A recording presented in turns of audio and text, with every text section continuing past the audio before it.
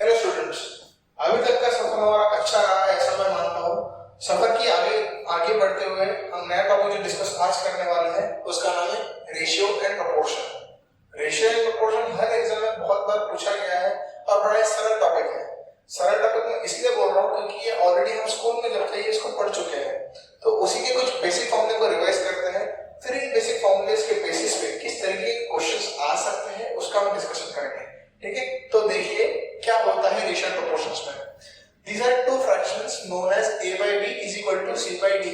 इसी को हम रेशियो में कैसे प्रोपोर्शन में पढ़ते हैं, a is to b equal to c is to d, या फिर a is to b is proportional to c is to d, ऐसे इसको पढ़ा जाता है। लिखने का तरीका कुछ ऐसा भी होता है।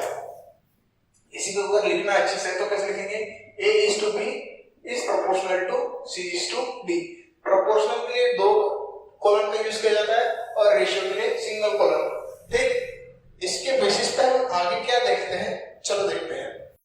अगर ऐसे दो फ्रैक्शन हमको गिवन है जो कि इक्वल है ऐसा बोला गया है, तो अगर क्रॉस मल्टीप्लाई किया तो हमारे आंसर निकल सकता है और इसके बेसिस पे हम कौन सा फ्रैक्शन बड़ा है, छोटा है या इक्वल है ये पता कर सकते हैं।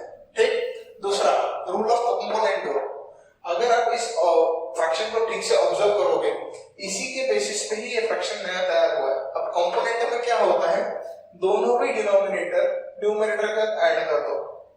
अगर ऐसा किया तो इस रूल को बोला जाता है कंपोनेंडो रूल। वही आगे डिविडेंडो। डिविडेंडो में क्या होता है, सेम डिनोमिनेटर को न्यूमरेटर के साथ ऐड नहीं माइनस किया है, इतना ही डिफरेंस है। फिर से एक बार देखते हैं, कंपोनेंडो में डिनोमिनेटर को ऐड करना और डिविडेंडो में डिनोमिनेटर को माइनस करना। अगर मैंने दोनों का रेशियो लिया मतलब कंपोनेंडो डिवाइडेड बाय डिविडेंडो, तो एक छोटा सा डेरिवेशन है, तो यहाँ पे जो रूल तैयार होता है उसका नाम है componendo dividendo, one of the most important rule. Next is invertendo. नाम ही समझ में आ गया कि इसका इन्वर्ट करना है या इनवर्स करना है। तो कैसे होगा, जैसे कि हमारा जो गिवन फ्रैक्शन है वो a is to b proportional to c is to d है। अगर मैंने इसका रेसिप्रोकल ले लिया तो जो फ्रैक्शन तैयार होता है उस रूल को बोला जाता है invertendo rule. Okay, next, there are three fractions, there are three numbers, first proportional, second proportional and third proportional, इसलिए इस रूल को बोला जाता है थर्ड प्रोपोर्शनल रूल। अब इसमें इसी को हम ऐसा भी लिख सकते हैं, a is to b proportional to b is to c। इसको अगर सिंपलीफाई करेंगे तो हमारे पास आएगा b square is equal to ac। अब ये कैसे आया, तो देखिए a by b is equal to b by c, और हमने रूल नंबर 1 में ही देख लिया है कि हम इसको ऐसा भी कर सकते हैं ac is equal to b square, जो कि यहाँ पे लिखा है। तो यहाँ से हम थर्ड प्रोपोर्शनल या सेकंड प्रोपोर्शनल या फर्स्ट प्रोपोर्शनल मतलब a b and c इसका वैल्यू निकाल सकते हैं। क्वेश्चन के वक्त आपको और अच्छे से क्लियर हो जाएगा। ध्यान देने वाली बात यहाँ पे ये है, यहाँ पे a और c जो है इसको एक्सटेंस कहा जाता है, वही b को बोला जाता है एवरेज, जो कि इन दोनों की मदद से निकाला जाता है। ठीक, सिमिलरली होता है फोर्थ प्रोपोर्शनल।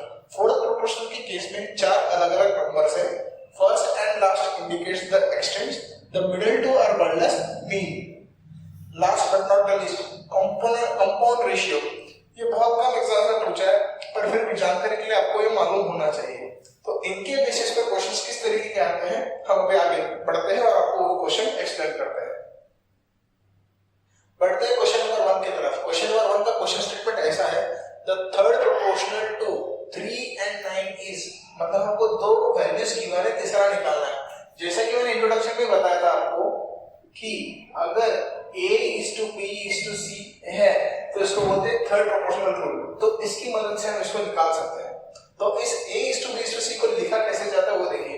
इसी का लिखने का तरीका क्या है, a is to b is proportional to b is to c, मतलब अगर फ्रैक्शन में लिखूं तो क्या आएगा, a by b is equal to b by c।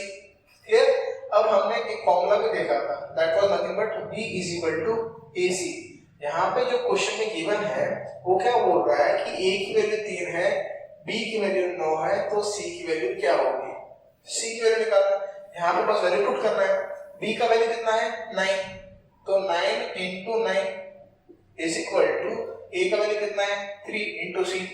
अभी आपके दिमाग में ये चल रहा होगा, सर थर्ड प्रोपोर्शनल आपने c कैसे ले लिया। तो देखिए जब मैंने एक्सप्लेन किया था तो तब भी बोला था, अब फिर से रिवाइज करते हैं।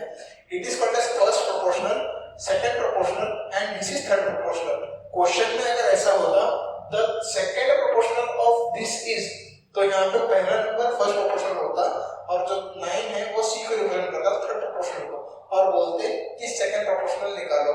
इसलिए क्वेश्चन को ठीक से समझो और फिर अटेम्प्ट करो। ठीक, अब यहाँ पे सिंपल सा मैथमेटिक्स है, क्या करेंगे 3 1 3, 3 3 9 और सी की कितनी हुई 9 × 3 = 27।